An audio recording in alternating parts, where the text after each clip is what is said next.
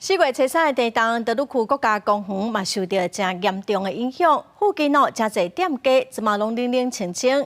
国家公园署嘛已经加派卡手来抢修，会以分期分区来开放。有部分的所在按算讲年底地当来重新开放咯。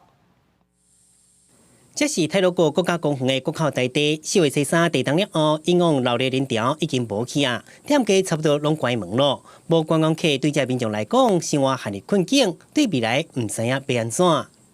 看能撑多久啊？真的撑不下去就收了，不然怎么办？这边是不是很多人都休息了？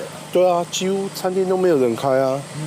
我们这个端午连假，这个地方跟鬼城一样，连个人都没有。 为了加速修复，内政部国家公园署经过2个月调查，分区受损情形，并2.6亿采分期分区滚动重建，预计7月份会先修复9个损害较轻、相对安全性较悬的步道甲景点。